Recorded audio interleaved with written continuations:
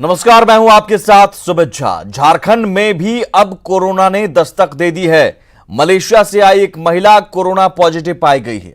20 साल की इस महिला को कल ही हिंद पीढ़ी मस्जिद से निकालकर खेलगांव में बने आइसोलेशन वार्ड में भर्ती कराया गया था।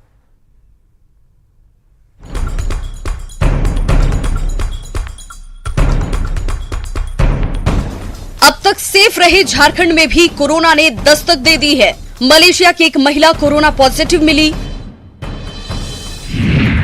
22 साल की ये महिला धर्म प्रचार के लिए रांची आई थी। तबलीगी जमात से जुड़ी है कोरोना पॉजिटिव महिला। मस्जिद परिसर में बने मकान में छिपकर रह रही थी।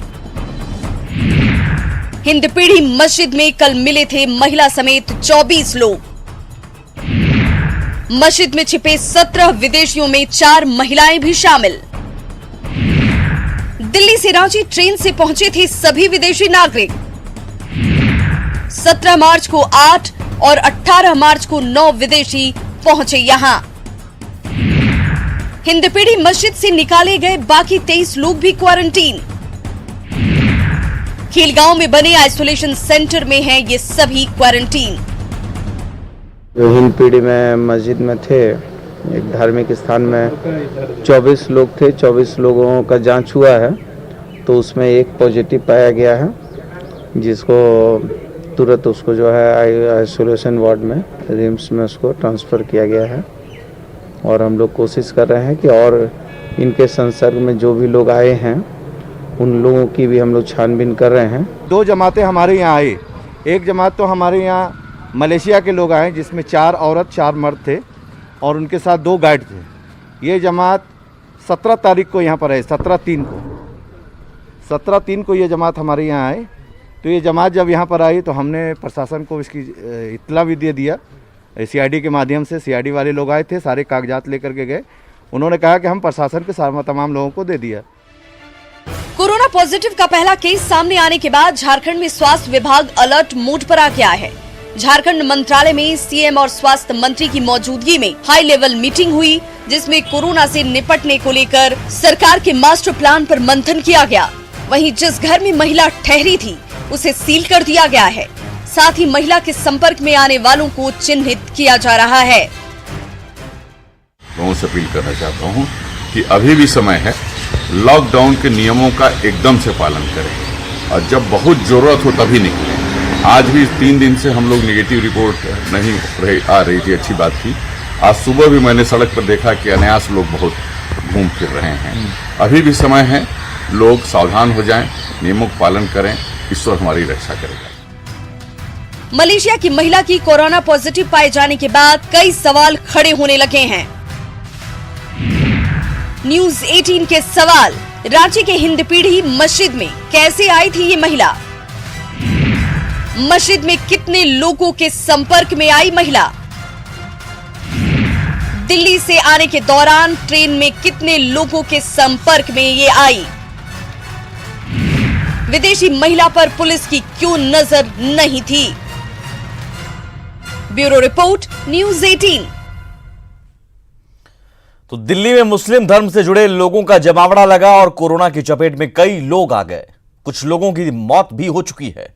ऐसे में दिल्ली से लेकर बिहार झारखंड तक कोहराम मचा है, क्योंकि बिहार से मरकज में जहां 86 लोग शामिल हुए थे तो रांची से भी 46 लोगों ने आयोजन में शिरकत की थी।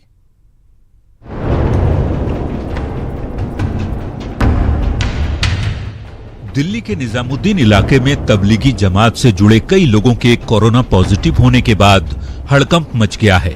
हाल ही में तबलीगी जमात के मरकज में तकरीबन 1,500 लोग शामिल हुए थे, जिनमें कई लोग संक्रमण की बीमारी के शिकार हुए हैं। फिलहाल पुलिस और प्रशासन की टीम मरकज में शामिल लोगों के स्वास्थ्य की जांच करवा रही है। तो वहीं पटना में बीते 23 मार्च को कुर्जी के मस्जिद से 10 से ज्यादा विदेशी धर्म प्रचारकों को पकड़ा गया था। ऐसे में सवाल यही कि दिल्ली जैसे कार्यक्रम बिहार तक आयोजित हुए। इस बीच खबर है कि रांची के 46 लोग भी दिल्ली के तबलीगी जमात के मरकज में शामिल हुए थे। राजधानी के हिंद पीढ़ी की बड़ी मस्जिद से हाल ही में कब्जे में लिए गए विदेशी धर्म प्रचारकों के मामले ने भी तूल पकड़ लिया है। सवाल ये कि कोरोना के कहर के बीच दिल्ली से बिहार और झारखंड तक मस्जिदों में डेरा डाले बैठे लोग क्या संक्रमण को बढ़ाने में लगे हैं? तो कोरोना वायरस के संक्रमण से बचने के लिए जो SOPs निर्धारित किए गए हैं स्वास्थ्य मंत्रालय और स्वास्थ्य विभाग झारखंड सरकार के द्वारा, उनका अनुपालन सुनिश्चित कराएं और लोगों को जागरूक भी करें। देखिए, इसमें सभी पहलुओं पर जांच की जा रही है। उसमें जिला प्रशासन और पुलिस की जो टीम है वो अपने स्तर से इनकी जो वीज़ा है या उसमें क्या टर्म्स एंड कंडीशंस हैं उसकी छानबीन कर रहे हैं। वैसे प्रदेश में विदेशियों के प्रवेश के मामले पर झारखंड सरकार कड़ी कार्रवाई की बात कह रही है। देखिए, जांच तो हर हाल में होगा। जो भी बाहर से आएगा, झारखंड के हो, बाहर के हो, विदेश के हो या स्वदेशी हो। इधर झारखंड के मुस्लिम धर्मगुरु भी सवाल पूछ रहे हैं कि वायरस के खतरे और लॉकडाउन की स्थिति में जमात में लोगों के प्रवेश पर पाबंदी क्यों नहीं? ऐसे महामारी दौर में इनको यहां आने की आवश्यकता नहीं थी। ये क्यों आए? वो या तो फैलाने के लिए आए हैं या फिर पैसे के लालच में आए हैं। तो ये एक सरकार को जांच करने के बाद जो लोग कसूरवार हैं इनके खिलाफ कार्रवाई होनी चाहिए। तो जिस तबलीगी जमात की चर्चा हो रही है उसके बारे में भी जान लीजिए। दरअसल सुन्नी मुसलमानों का संगठन है तबलीगी जमात। मरकज तबलीगी जमात का मुख्य केंद्र है दिल्ली का निजामुद्दीन। मरकज का मतलब बैठक या इनके मिलने का केंद्र होता है। तबलीगी का मतलब अल्लाह की कही बातों का प्रचार करने वाला होता है। इस्लाम धर्म से जुड़े लोगों की टोली होती है जमात। ये टोली इस्लाम धर्म का प्रचार प्रसार करती है। मरकज में देशी विदेशी जमात का भ्रमण क्षेत्र तय किया जाता है। हजरत मौलाना इलियास कांधलवी ने 1926-27 में इसकी शुरुआत की थी। न्यूज 18 के लिए रांची से ओम प्रकाश, संजय और कुमारी प्रेरणा के साथ ब्यूरो रिपोर्ट। दिल्ली के निजामुद्दीन में मुस्लिम धर्म से जुड़े लोगों का जमावड़ा लगा और कोरोना की चपेट में कई लोग आ गए। कुछ लोगों की मौत भी हो चुकी है। ऐसे में पटना तक कोहराम मच गया है। इस मरकज में बिहार के 86 लोग भी शामिल हुए थे।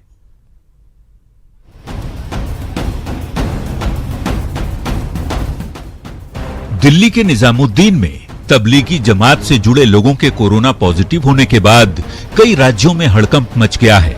हाल ही में तबलीगी जमात के मकरज में तकरीबन 1,500 लोग शामिल हुए थे, जिनमें कई लोग संक्रमण की बीमारी के शिकार हुए हैं। तेलंगाना के 6 लोगों की मौत हो चुकी है, जबकि तमिलनाडु के भी कई लोग कोरोना की चपेट में आ चुके हैं। देश की राजधानी में कोरोना कहर के बीच इतनी बड़ी तादाद में कैसे लोग जमा हो गए, ये बड़ा सवाल है। फिलहाल पुलिस और प्रशासन की टीम मरकज में शामिल लोगों के स्वास्थ्य की जांच करवा रही है। मरकज को खाली करवाकर आरोपी मौलानाओं पर कार्रवाई भी की जा रही है। पॉजिटिव केस इसमें टोटल 24 लोगों के पॉजिटिव केस मिल चुके हैं। अच्छा। जो कि मरकज यहाँ पर ठहरे हुए थे। अंदाजा है कि 1500, 1600, 1700 लोग रहे होंगे। दिल्ली ही नहीं, बिहार में भी हाल में आयोजित ऐसे ही एक कार्यक्रम से लोग सकते में हैं। दरअसल एक सप्ताह पहले 23 मार्च को पटना के कुर्जी इलाके के एक मस्जिद में धार्मिक उपदेश देने पहुंचे 10 विदेशी लोगों को पुलिस ने हिरासत में लिया था और उनकी जांच कराई थी। हालांकि रिपोर्ट नेगेटिव आने के बाद उन्हें छोड़ दिया गया था। बताया जाता है कि ये सभी किर्गिस्तान से 26 जनवरी को ही नई दिल्ली पहुंचे थे और पटना के पीरबहोर और फुलवारी शरीफ इलाके में धार्मिक उपदेश देने के बाद 23 मार्च की सुबह कुर्जी मस्जिद पहुंचे थे। आदतन ये लोग आते हैं, कोई बात नहीं है, पूजा पाठ का चीजें अपना लोग मिलते जुलते हैं, आना चाहिए। लेकिन अभी जो सिचुएशन है पूरे भारत में, पूरे देश में, के लोग आए हैं 12 लोग थे, 12 लोग। अब तबलीगी जमात मरकज है क्या, इसे आप भी जान लीजिए। दरअसल सुन्नी मुसलमानों का संगठन है तबलीगी जमात। मरकज तबलीगी जमात का मुख्य केंद्र है दिल्ली का निजामुद्दीन। मरकज का मतलब बैठक या इनके मिलने का केंद्र होता है। तबलीगी का मतलब अल्लाह की कही बातों का प्रचार करने वाला होता है। इस्लाम धर्म से जुड़े लोगों की टोली होती है जमात। ये टोली इस्लाम धर्म का प्रचार प्रसार करती है। मरकज में देशी विदेशी जमात का भ्रमण क्षेत्र तय किया जाता है। हजरत मौलाना इलियास कांधलवी ने 1926-27 में इसकी शुरुआत की थी। वैसे सूत्र बताते हैं कि 800 ऐसे विदेशी जो तबलीगी जमात के कार्यक्रम में शामिल हुए हैं, उन्हें ब्लैकलिस्ट कर उनका वीजा रद्द किया जाएगा। लेकिन देश भर में कोरोना वायरस से निपटने की तैयारियों के बीच ऐसी तस्वीरें और लापरवाही किसी गुनाह से कम नहीं। Bureau report, news 18। और कोरोना से जंग में अगर आप मुख्यमंत्री राहत कोष में सहयोग करना चाहते हैं तो मदद को आगे आ सकते हैं। मुख्यमंत्री राहत कोष में आप चेक, बैंक ड्राफ्ट या नेट बैंकिंग के जरिए राशि भेज सकते हैं। खाता संख्या है, नोट कर लीजिए, बैंक का नाम IDBI है और खाता संख्या है 206510040000 यानी 5 times 0 2257। शाखा है पटना का केदवईपुरी ब्रांच। बैंक का IFSC कोड है IBKL 0002065। वेबसाइट भी है, आप लॉगिन कर सकते हैं यहां पर और फंड ट्रांसफर की पूरी जानकारी हासिल कर सकते हैं। वेबसाइट है www.cmrf.bih.nic.in।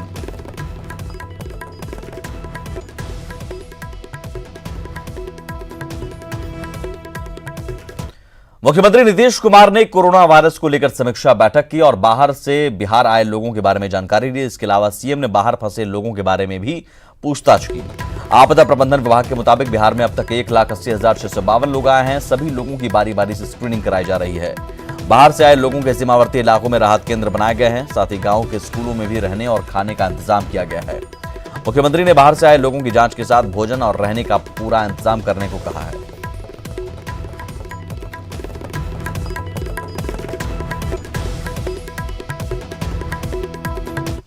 और इस वक्त एक बड़ी खबर आ रही है। पटना में पुलिस मुख्यालय ने एक आदेश जारी किया है। आदेश छुट्टी पर जाने वाले पुलिसकर्मियों के लिए जारी किया गया है।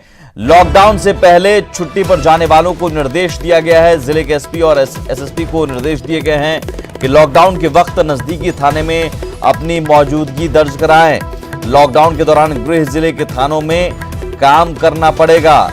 जो छुट्टी पर गए हैं उन्हें लॉकडाउन के दौरान गृह जिले के थानों में काम करना पड़ेगा। वहां नजदीकी थाने में अपनी मौजूदगी दर्ज कराएं, क्योंकि बड़ी संख्या में सुरक्षा कर्मियों को ड्यूटी पर लगाया गया है।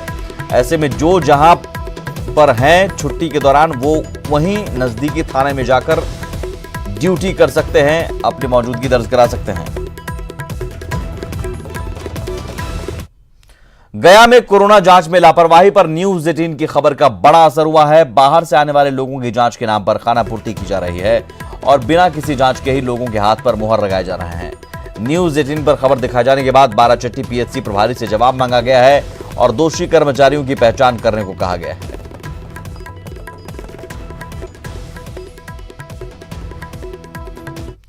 झारखंड में न सिर्फ मंत्री बल्कि जिन पर बच्चों को शिक्षा देने की जिम्मेदारी है वो भी लॉकडाउन की धज्जियां उड़ा रहे हैं।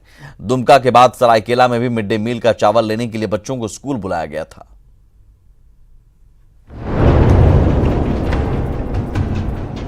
कोरोना संक्रमण को फैलने से रोकने के लिए पूरे देश में लॉकडाउन है।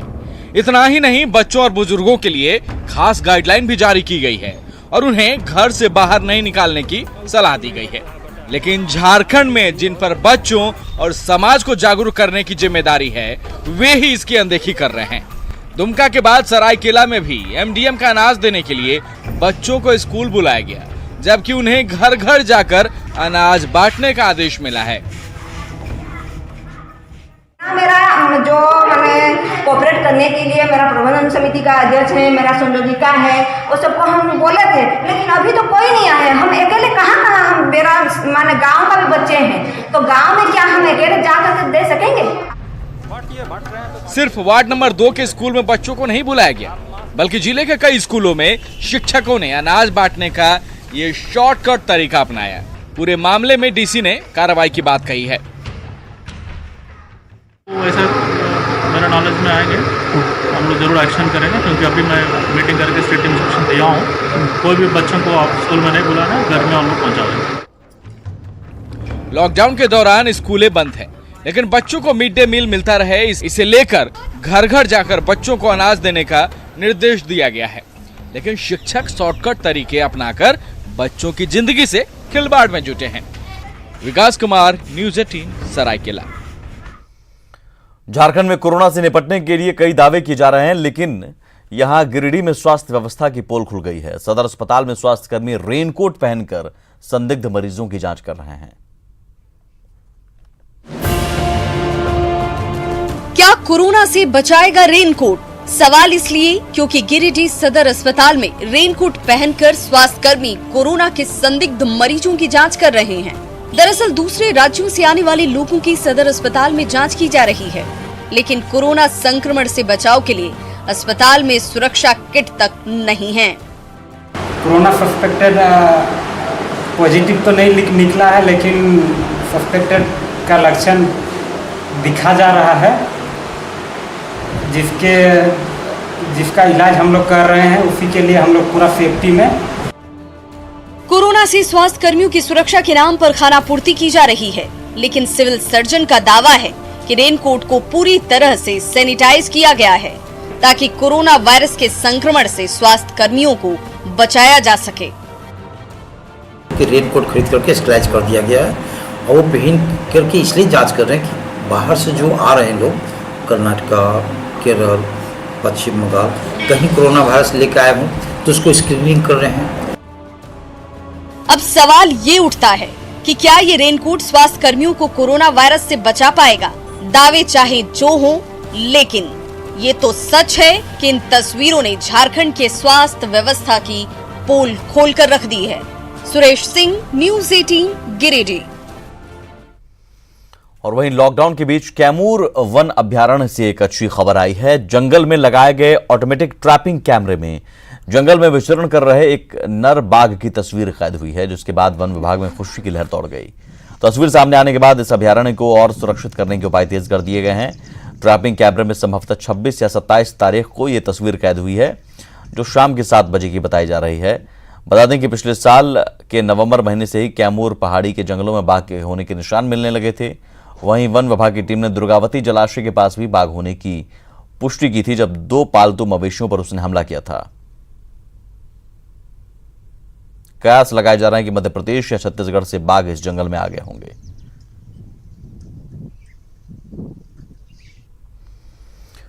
और इसी के साथ